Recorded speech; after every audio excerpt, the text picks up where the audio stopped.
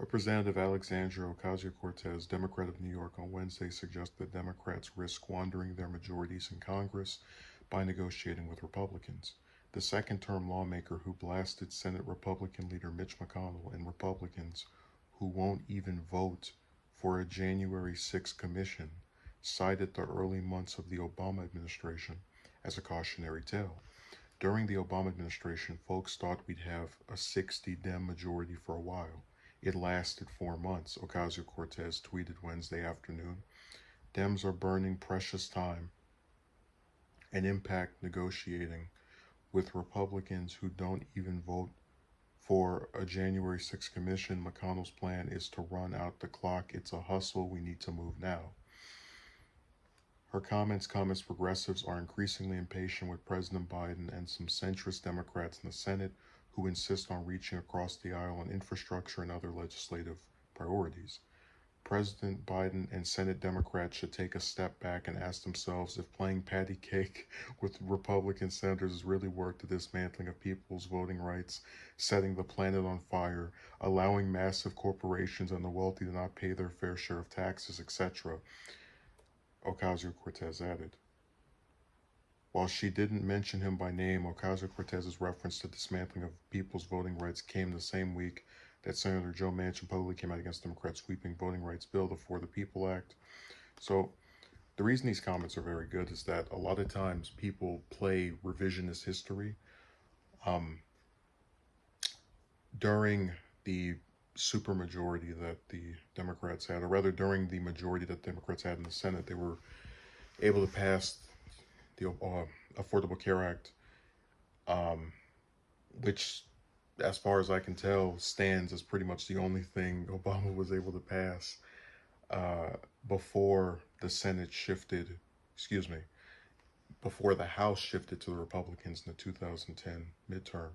And this is actually a really good strategy by a lot of these lawmakers. And you know, it always just goes back to how you either can't look at this stuff without calling the Democrats really dumb, or without admitting how sinister and complicit they are in not actually doing anything. When you have a party who the majority of members, right, don't believe in climate change, certainly don't see an issue with the rich and, you know, not paying taxes, and you know that they don't have a problem with this stuff because when they're in power, the Republicans had all three chambers for 2 years, and then, you know, still had the White House for 4. They do nothing to change any of these issues. And now that you have power and you can seemingly attempt to see the things change that you saw this other side doing nothing to change, you know, go, oh, don't worry, this side that had no interest in changing this stuff when they were in charge, they're going to help us out. Dems are burning precious time and impact negotiating with Republicans who don't even, and that's the, you know, that's really should be the red flag, because when people can't even admit that someone incentivized people to go to the Capitol to try to illegally change the results of an election, are you really surprised that they won't vote for anything else you want to do? And this is a really good strategy by Republicans. They sit there and for months and months and months attend all these meetings, give all these little interviews on TV, but have no intention to actually vote for anything or change anything, because they know as long as they can suppress and make it appear as if the person who's currently president's party is not doing the sweeping, big, huge changes that they said they would do, they stand a good chance of turning the tide against them in the upcoming election.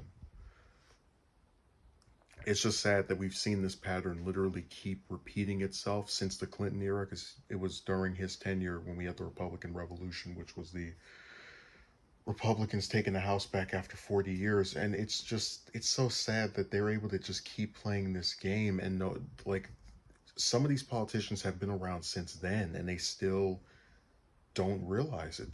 Or they don't care. You can pick one or the other. But, you know, when you look at people on Twitter who are like sitting here and talking about, you know, working together and all this other stuff, it's like, you know, were you guys sleeping for the last couple of years?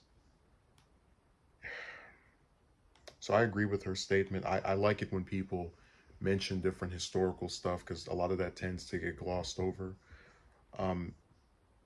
This is just a trend. The new president has, and this only wasn't the case with the younger Bush, but out of that group of Clinton, Obama, and Trump, new president has both chambers of Congress for 2 years.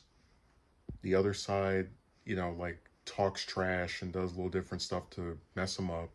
Then they lose one of the chambers, usually the House, and then for the next couple of years, what song are they singing? We need more seats. We need more seats. The Democrats could have 70 seats, and they would still say we need more. Oh, this person won't do it. Because remember, they have 50 seats, not 30. So, and when one person is just this big obstacle, that should tell, like, this whole party's legislative agenda is being stopped by one person, one senator who's not the president. This one senator is able to just stifle everything. And people really don't see why Democrats are considered to be weak and inferior to Republicans when it comes to actually getting done the things they claim they support.